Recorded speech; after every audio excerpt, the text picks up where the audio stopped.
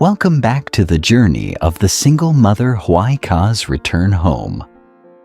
Hoài-Ka has escaped from the deep forest where she faced confusion and intense fear. She didn't know how to find her way back, but fortunately, she encountered two kind-hearted people.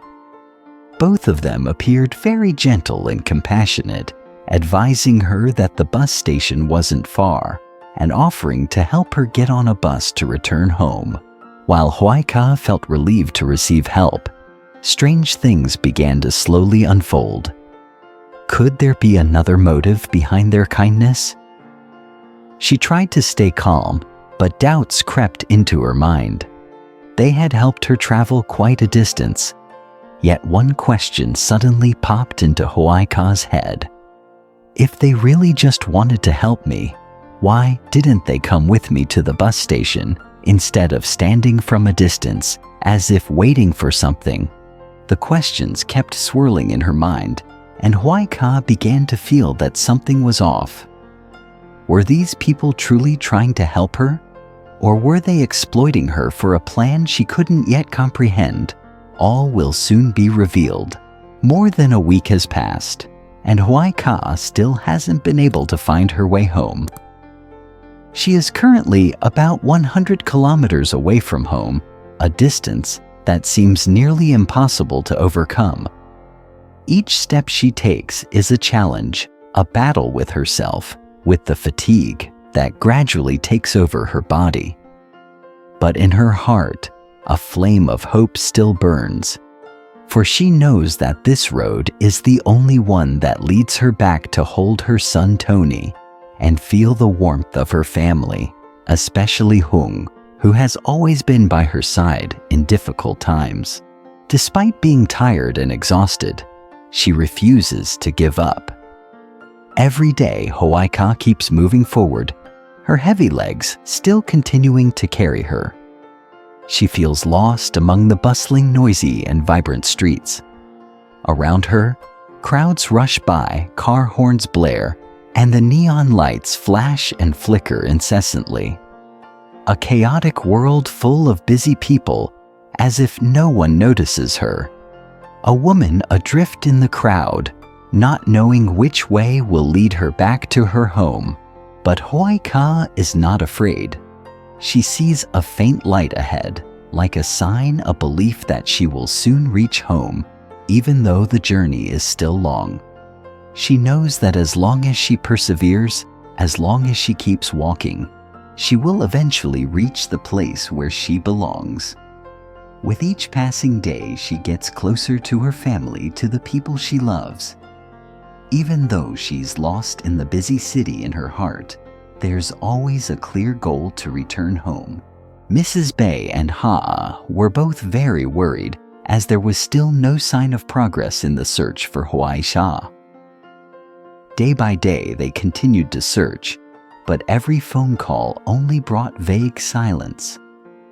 Mrs. Bay couldn't sit still, and the long days of waiting seemed to have drained all her energy and hope.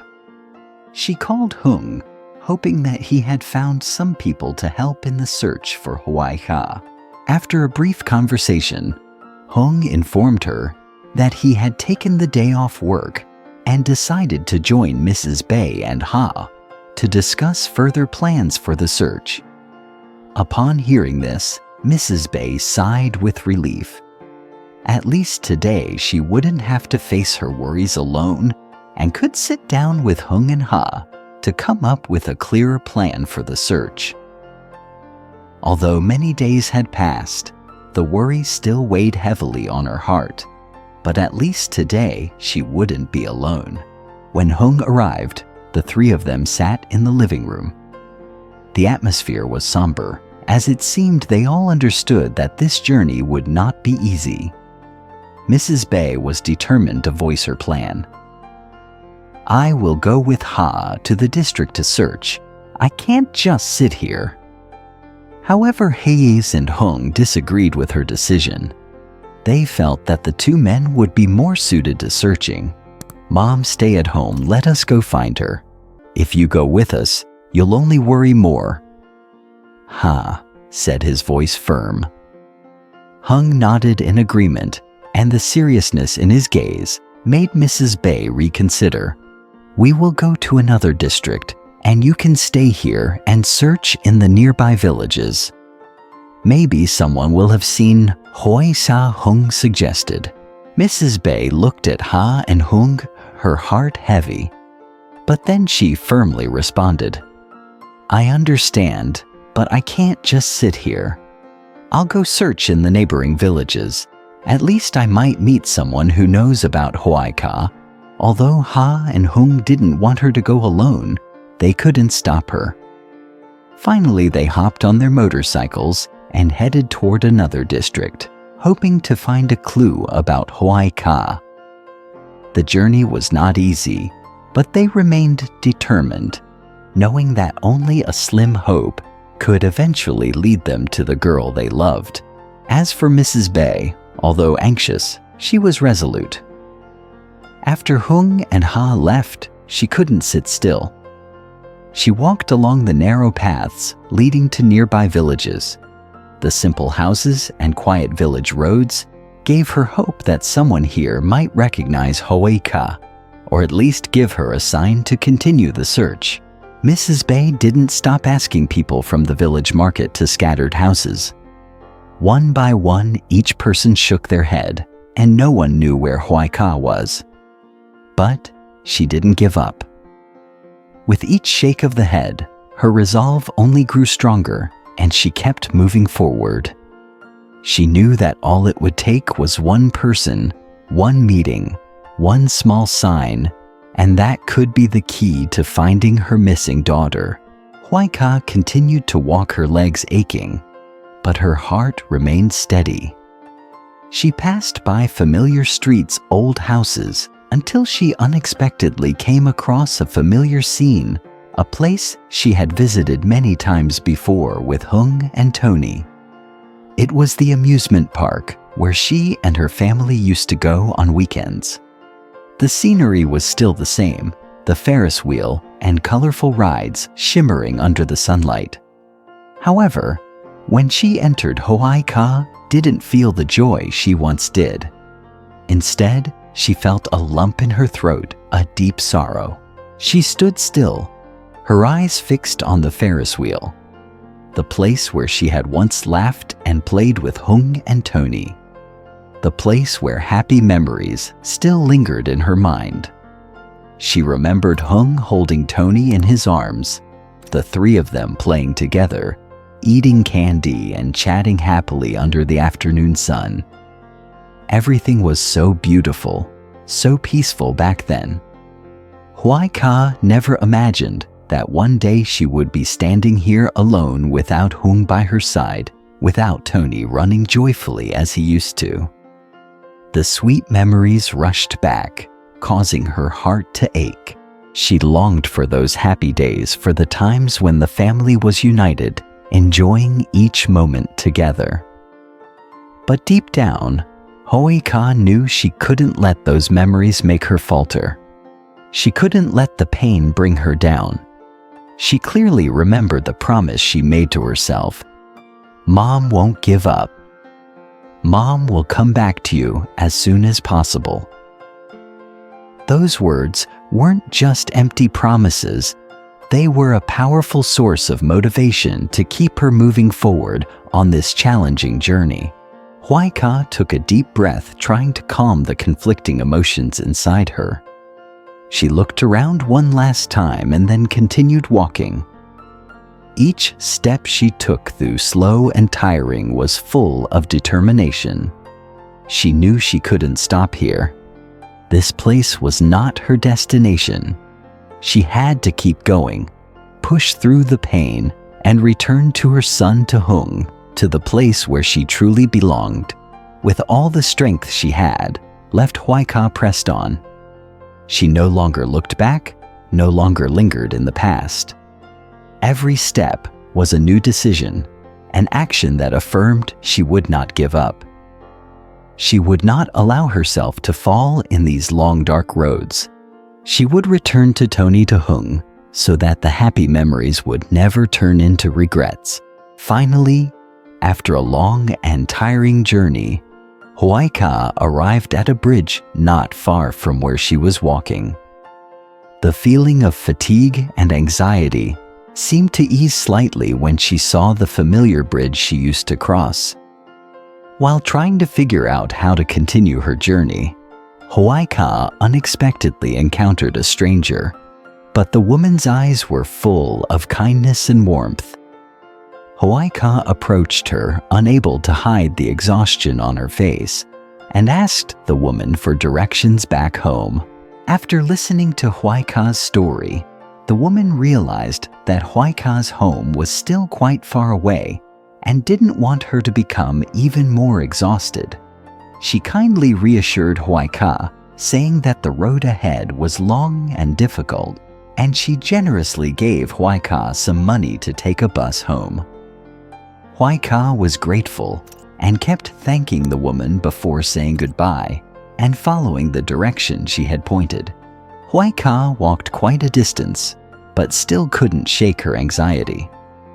Although she was getting closer to the bus station, she wasn't entirely sure about her path. Then, when she saw another woman standing nearby, Hoài decided to ask once more to ensure she wasn't lost. The woman noticed Hoài anxiety and was aware of her situation, so she didn't hesitate to help. She decided to escort Hoài to the bus station. The woman called over a young man and asked him to assist Hoài. The young man nodded in agreement and immediately led Hoài toward the bus station, chatting casually with her as they walked. After a while, they finally arrived at the bus station, and the young man stopped and looked around. After carefully checking, he pointed to a large bus and told Hoài, "This is the bus that will take you home. You can get on now." Hoài felt relieved, as if a heavy weight had been lifted off her shoulders, but she still didn't forget to thank the young man and the woman who had helped her.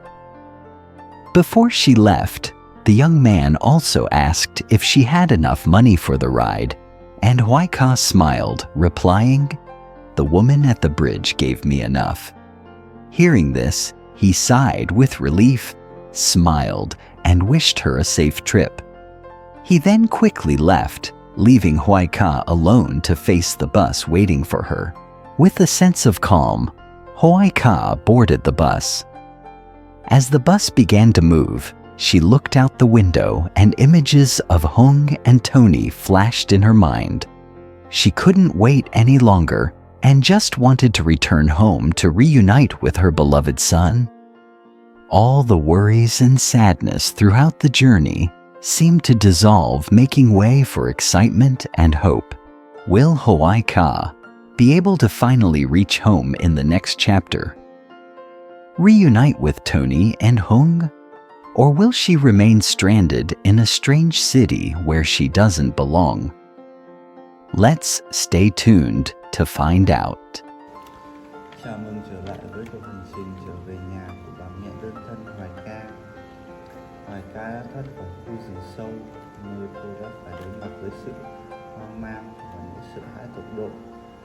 Cô không biết làm thế nào để tìm đường về, nhưng may mắn thay, cô đã gặp hai người tốt bụng.